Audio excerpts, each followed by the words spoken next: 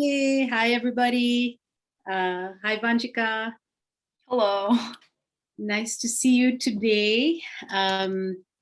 So my name is Shreya, and I'm one of the Sky Teens and Sky Kids instructors from the Art of Living Foundation. And today we're going to talk to Vanshika. Vanshika is a grade 12 student. She lives in Mississauga, Ontario. Um, she's a beautiful soul. She enjoys learning to play new musical instruments. She loves Netflix. I think we can all relate. And she did programs with the Art of Living, the Sky Kids and the Sky Teens programs.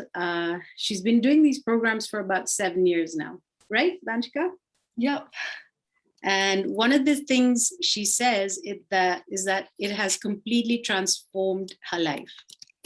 And we're going to hear from Vanshika what exactly that means, right? So thanks for making time for us, Vanshika. And my first question would be, you're in grade 12 right now.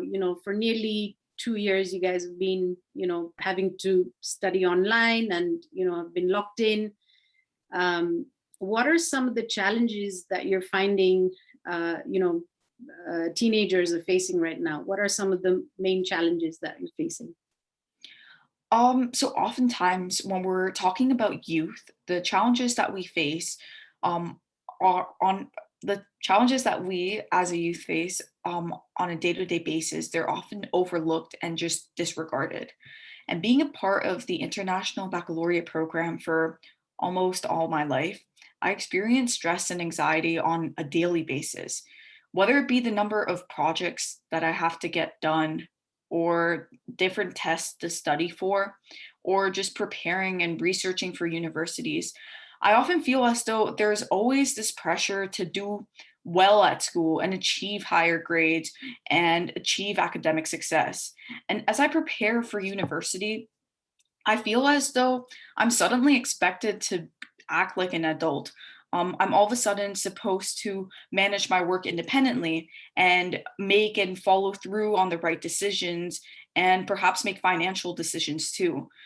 And in an effort to fulfill all these expectations that society, my parents, or I have just put on myself, my mental health is often compromised. And adding to all these expectations is the idea of peer pressure. Um, us teens, we're still trying to find our identity, and there's several people around us that are trying to mold us into a different shape. Our parents expect us to have good grades and be responsible and be well behaved. And there's always this looming pressure upon us just to be accepted by our peers and our classmates, or be well liked or popular in school. And oftentimes, in order to achieve these things, especially being well liked or popular, we indulge in several activities that we may not want to do as a person. And social media also really acts upon this, as we are expected to keep up a pretense of like a happy teen life, or doing like normal teen things that society expects us to do or conform to. Um, and balancing all of our responsibilities with going out with our friends or partying, it often makes us feel so overwhelmed and so stressed out. And on top of that, ever since the pandemic has started, our classes have been fully online, or at least in Ontario, they've just completely moved online. And they've had such a detrimental effect on my mental health. And I was talking to my friends on their mental health too. And that really made me realize that although isolation has succeeded in mitigating the effects of COVID-19, I believe that there is an epidemic of loneliness that is rapidly spreading throughout several countries and several provinces. And I really, while I was doing online school, I really missed interacting with my peers and classmates and my teachers. And the workload for online school was absolutely horrible. It was not well balanced at all. And all of these factors put together, they really posed a threat to my mental health and to the mental health of my peers too. Wow. Wow. Thank you, Vanshika, for sharing so openly and so honestly about, what teenagers and what you're going through right now. Um, it's very, very different for when we were younger, like when I was a teenager. I think it was very different, like especially because, social media didn't play such a huge role, in our lives. But yeah. My next question is, so you've been doing these programs with the Art of Living for about 7 years now. How do you think that has impacted, how you're handling and how you're able to cope with all these pressures around you? Yep.